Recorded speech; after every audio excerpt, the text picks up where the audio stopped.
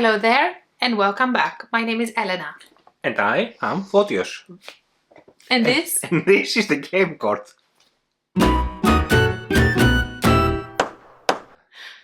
And today is that time of the month. Which time is that, sir? It's a time for the game of the month. The game of the month. And today's game of the month is Stevens. Even Stevens. Even Stevens. Yes. So Stevens is a 1 to 4 player game designed by Rola Costa and published by Pile Up Games.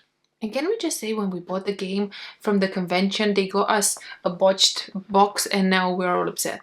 Yeah, because we like the game. So we want to keep our box. But Rubbish, it's fine. right? But it's fine. It's fine. Yes, we picked the game from Essen indeed. Can I say it again?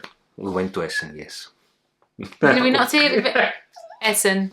Straight in the bag. Exactly. Right to exactly. Essen. Yes. Yes. So we are slowly going through the pile of games to play them all. Well, you sound like that sounds like such a first world country problem. maybe it is.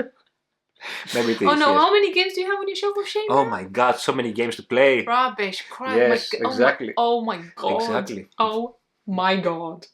You know, the worst thing about getting new games is that you don't get to enjoy your old games as much. I think, right? And I think that we're now like triage of fire here. You're like, we'll play one, we like it, we keep it. We don't like it, you know, you don't have time to kind of like negotiate. Sometimes you'd sleep over on a game and then you would kind of like play afterwards. But now you're like, not sure, out. Next one. Yes, like a conveyor belt. Exactly Yes. that.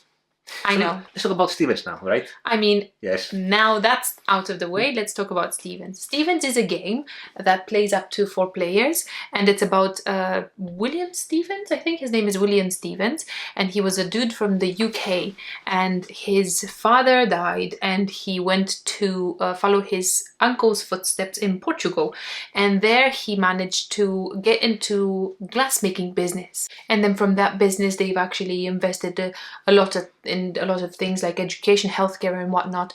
But if you want to know more about it, there is a little glossary, a little booklet with extra history in there, and it will tell you exactly who Stevens was, if you're interested, obviously.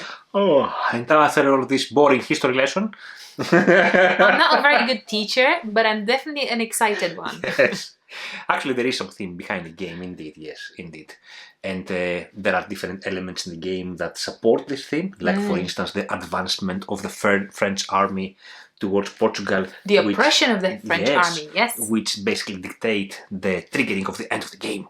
You didn't pay attention to your history classes, did you? No, our history class is very unilateral, focused only on Greece. You get what you get. Exactly. The gameplay of Stevens is quite simple because in your turn you can do one of two things. Either pick up a cube or place a disc. Pick up a cube is about basically getting a resource somewhere on the board from different factories or small factories, and then big factories, yes, and then activating an action or getting an investment opportunity or getting a new contract, or activating the myriads of professions that different people have there. And that's one cool thing of the game we're going to discuss later. Later. Whereas the disc, you take one disc from your personal board and then basically you create a new profession or you enhance an existing profession. Easy peasy. Easy peasy. So this is the things to do. You either place a disc or you take a cube. Exactly. Easy peasy, right? Yes. Now, out of the myriad of places that you could go, all the big and the small factories on the main board, all the game is mainly played on the main board, especially with the cubes. There are 4 factories that produce glass, and that's colored glass of different colors. And there are 4 factories that produce some goods, give me a second. Right, back now. One is wooden utensils, fabrics, and pottery. I mean, they're pink, orange, and black, and I don't know why they're called whatever they are called, because nobody's going to remember. I mean, whoever remembers that, hats off to you, but I think that's very irrelevant, and I don't know why they've named them that. We are influenced by Brass Birmingham, and we say, give me a coal for the black, or give me an iron for the orange cube. But isn't like most games that have black, that black is either It's a a coal, stone yeah. or a coal? Exactly. Or an ore, so like something very similar one to the other. I think most of the games we play, right? Not really all of the games, I think the world. Most of the games, I said most. Didn't I? I said most. Most I said. And these factories, all of them, the big and the little, can be populated by people, so you can employ people and you can put them in the factories. Factories go from bottom to top, and you can put more at the bottom before you put more at the top. You cannot have equal numbers unless you have a disk that does a schmancy thing and lets you put the same amount, equal amount of people on all the rows. But technically you start from the bottom and work your way up. The game goes like that. You take a cube or you place a disk, take a cube, place a disk, take a cube, place a disk, until the two out of the 4 bottom factories of the glass manufacturers, the glass factories, are basically out of cubes. And in this case, rest phase activates. I mean, everybody's tired, right? Everybody's tired, exactly. The army progresses in that phase. You may fulfill your contracts. You may activate your investments. You may do other different stuff. You can put your produced goods out of the board again to get goodies, right? To get bonuses, to get coins, to get influence. So all of this stuff happens in the rest phase. All of this cool stuff, yes. And then the game goes back to normal. Take a cube or place a disk. Take a cube or place a disk. And then you go back to sleep, and then oh my goodness, it's all happening again. It's not called sleep, it's called rest phase. Oh, everybody's resting. Nobody sleeps in this game. Yes. Yes. You're just looking at the army with your popcorn, looking at the army advancing, you're just eating your popcorn, resting there. It's like, sorry mate, I'm on my break here. Shall we talk a little bit about so funny. Shall we talk a little bit about mechanics then? Come on, if that's alright, yes. One key mechanic of the game I would like to mention is this engine building element. Engine building element, which does not happen on an individual basis as usually it happens in these Euro games. But in this case, you have a row of professions of different people, and when a person takes a cube from there, all of these professions activate. Nice. So you take a cube and everybody activates the professions, and that feels so good. It feels very good. Sometimes you don't even want to take a cube from there because you either don't have presents or you don't want to do that action. Yes. So you end up taking a cube from a different place or a multitude of cubes just so you can activate something that you like. Indeed. And you don't give your neighbors because sharing is not caring. Exactly. Another aspect of engine building that the game has. Another aspect, yes. And this is more kind of an individual one. Is as you remove your disk from your personal board, you activate stuff. Either you activate scoring opportunities or ongoing benefits, abilities that you can take during your turns, or you can increase how much influence you can hold, and all of this cool stuff. And there is one disk particularly that you unlock at the beginning that gives you 1 point every time you rest. Every time you sleep, you mean? Every time you sleep. Every time you rest. Nobody sleeps in this game. Now coming to my subject, because I like talking about these things. Theme and art. The theme. Let's talk about the art. I don't have very much to say about the art. It's very colorful and pretty. It looks like that kind of era situation, and the board is not, very busy, and it's so fairly plain and fairly minimalistic, I would say. So there's not very, very much to actually it's quite compare. Plain, yes, yeah. All the discs are wooden discs and they're fairly plain. They do come with print on one side, and you need to put your discs in a particular position. It has a little token thingy for the French army. It's a cannon actually that advances over. Nice, yes, that's pretty cool. Yes. But I think the game, I wouldn't say it's basic, but it's alright. It's a good production. It's alright, yeah. You have your dual layer boards over there. I mean, they've put some effort in it. I think it's, it's not to be... Also, the game comes with tag boxes for the cards. Even, correct, right? yeah, well, I like that very much. Only that I think they're a bit tight and it's a bit hard to take the cards out and put them back in. But I think it's a nice touch. It's a nice touch instead of the usual baggies. Yes, exactly. I agree with that. If we talk about the theme, I think there's not much of a difference in between any Euro game and this game. You just move a bunch of cubes and put a bunch of discs out. Yeah. There are small elements like, the progress of the army or the exploitation of the natural resources, which I will explain later on. That will be one of my yays, if that's all right. Yes. I call it dibs. For my first yay is that. But is it more like a mechanic thing that you like, or is it a mechanical thing that you like, or is it actually the theme that shines through it?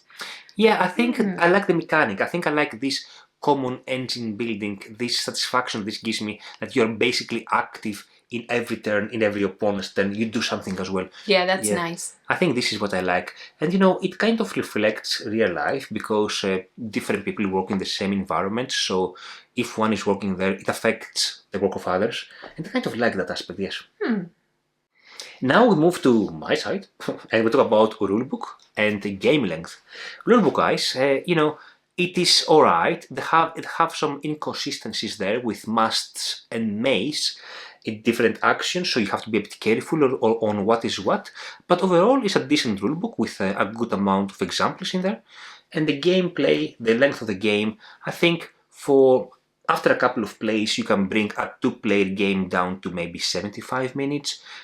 Even a 4-player game, it could be a couple of hours, right? And the cool thing is that I don't think the game significantly increases by the player count because the French army progresses regardless. Yeah, I was just smiling there because you said 75 minutes. Yeah. And it's because we actually time ourselves when we start explanation, when we start the game, and when we finish, we always time ourselves. Yeah. So it's pretty accurate what you say in there. Plus, the difference in between a may and a must, exactly. Right? It's huge, right? That's what she said. In fact, when it comes to gameplay, I have this big Excel sheet, right? That I have all the games there. And it's color-coded. Exactly. It doesn't matter what the BGG says about the gameplay. It matters how much time we take. Yeah. To play a particular game especially at 2, right? Because we have, let's say, an hour. What game can we pick up an hour? Sometimes we do that, don't we? Sometimes I feel like I want to play a game that's like heavy enough, but we can play in an hour. In an hour, exactly. Yes, or like I want something that's like light, but it doesn't take 10 minutes. All right, shall we go to yes and A's? I mean, why not, right? I mean, what else can we talk about now? Can I start with my yay that I quoted Come on then, earlier? yeah, go for it. So this yay is about the investments. So when you get the investments, they don't activate. Your investments may activate every rest phase, right? And to activate investments, you have to activate the whole column on investments or nothing. So they go in columns as you place them by your personal board. But to activate the investments, you have to utilize natural resources. That is forest and river, right? And there are 2 tracks there. And you start the game with high up in these tracks, but as you use the resources, you go down and down and down. It's painful. And then you have to basically go up again. You have to create new If you go to 0, then you cannot really use that again. You cannot use the natural resources again. So you cannot create any cubes. Oh, sorry, wooden utensils. Yes, or coal, yeah. So I like this aspect because in most games you start a track on the very bottom position, whereas in this case you start quite high up. But thematically, to me, makes sense. Is the exploitation of resources, and you have to be careful about it to make it go with you for the whole game, and also end your game quite high up because it's quite good points over there. Yeah, 15 points is a lot of points. My first yay would be the communal activation of people within a factory. Although you call them factories, and some of the people that work in factories give you abilities like go up the woodland track or the river track. I don't know how they do that from a factory, but you have to go up the track somehow, right? Anyhow, I like that kind of thing. And I like that some of the people that give you the jobs give you 2 spaces. So you can, if you don't have an opportunity to go on the card that you wanted because Fodios has taken it, if it has 2 positions, you can go on the bottom position and that will give you some points still. So I think I like that very much. Another aspect I like about the game is how the players themselves can dictate the depth of the game. So you can go heavy on professions, and that way you can put a lot of your discs out, or you can go heavy on getting cubes, and that will progress the game faster, because this is how the French army progresses. If you get cubes from the bottom factories, the rest phase will happen more often, so French army will progress more often. So I like this, that there's this balance there. Yeah, my next yay is the French army. You like the French army, yes. I like that. I think I like it very much. If you rush through it and you take a lot of cubes out, especially towards the end of the game, you put less and less cubes at the bottom. I like that you can dictate the tempo of it, and I like that it's not just you going to the bottom, but it's somebody catching you the other way around. I like this element. It's pretty nice. Another element I like is the presentation of the game, and I'm not talking about the art here. I'm talking about how the game is set up on the table. So you have a long main board, but as you place the different professions, you expand the board sideways, but you do exactly the same thing on your personal board, where you put one side your contracts, one side your investments. So there is this symmetry, if you wish, in the main board and on your personal board. Right, any more yays from your side? No, thank you very much, sir. How about you? No more yays? No. How about you? Have an ace though. You have nays? Yeah. I go first this You time go because first you time. started with the other one. It's fair, it's only fair. So I think my first nay is on the personal board of each player, you have these like tech trees? I don't know how to call them, where you store your discs. Improvements, upgrades, whatever it is. Yeah, I don't improvement tracks, let's say, call them that, trees, improvement trees, where you take your discs off, and by taking your discs off, you activate some different stuff. I feel, and we've played the game several times, and I feel that every time I take the discs off, I don't know which way they go. Like, where's the start of one track and where's the other? Put some arrows, oh right? My goodness, I'm like, I'm taking this, and then Fortis is like, no, that actually doesn't belong to that. That actually belongs to. Oh my goodness! You have to start with that before you do that. You start with this one before you go the other one, and it's not like bottom to top. It's like you start in the middle, and then you go sideways, and then there's another one that's not connected to it, but it seems that it's connected. Oh, what a hassle! I don't know. I cannot make a strategy around what I want to improve first, because I don't know what it's doing in there. It's a jumble. I don't like that. One element of the game that I don't really like as much is how you score the contracts. And there are 3 types of contracts. I think there are the crown, the Portuguese crown, export to UK, and I want to say something else, I don't remember now. But there are 3 types of contracts. And to do best in this game, you have to balance across this kind of contracts, and then you have to multiply the number of cards of each set by number of cubes that you use to fulfill. Per column, isn't it? Per column, for each set, per column. Number of cards by number of cubes that you use to fulfill the contract. So it becomes a bit messy from a scoring perspective, this aspect of the game, I would say. My next nay, it's fairly minimal, but I have to mention some of the discs need to go in some particular spaces, and they have silk printed on one side of them. That's fair. And there are some discs that have something printed and some do not. And you end up like flipping all the discs, and I'm like, oh my goodness, which goes where? Because they're only printed on one side, and you're like, trying to second guess which discs is where and which disc is where. And like, you have to just find through all of the discs which goes where. And I feel that they could have just like printed on the other side, didn't it? Yes. Like, I mean, how hard could it be? Because you don't have like a million gazillion things. It's only a little thing. That's a fair comment. One nay from my side, if you actually care about that, is variability. Variability in this game is a bit low. I don't think it's a huge issue for us, because we hope that we were able to play the game that many times, but we are not. So, but if you do mind the lack of variability, I think variability is not a strong aspect of this game. Game recommendations. Alright, yes. What is your game recommendation? And can I just say, before I actually say what I think, when we discuss about game recommendations, we don't actually discuss among each other what game we're going to actually say. So it's all a surprise. So what's your recommendation? My game recommendation is Terraforming Mars Ares Expedition. Is it? Yes! Okay, explain. I think why it reminds me of that game is because in Ares Expedition you do an action and then everybody does the same action. Oh, I see. The following like that, yes, the following mechanic. I see. This is why I think it's similar. It's not similar from other perspectives. It has cubes, I guess, in cards. But it's kind of, that's the mechanism that it reminds me of, and I think that game does it very well. I see. Yes. Yeah, that's a cool comparison. My game recommendation here would be Maracaibo or Pirates of Maracaibo. You pick and choose whichever you want. And why I'm saying that is that both games, Maracaibo or Pirates of Maracaibo and Stevens, they give you this choice of what you unlock from your personal board, what kind of upgrades you unlock. Nice. I see that. Yeah. Yes. Nice, clever, Yeah, thank clever. you. Although you do unlock them slightly differently. Yes. It's the same idea of unlocking your board Exactly. for benefits. I see that now. More like maybe Pirates of Maracaibo rather than Maracaibo. I wish I had a better example of a game that has this common engine building element. But if you do have any of such recommendations, I would really like to hear them. Yeah, let us know. Exactly, because Let us know, please. This is very cool in this game. It I is, yeah. really like this. I mean, surely somebody else has come up with this idea beforehand, right? This cannot be the first game in history that has it. I agree. Yeah, we both agree. But anyway, Steven is an amazing game and we highly recommend it. That's why it's our game of the month. And that being said, that was it for today. And thank you so much for watching. And see you later. Bye bye.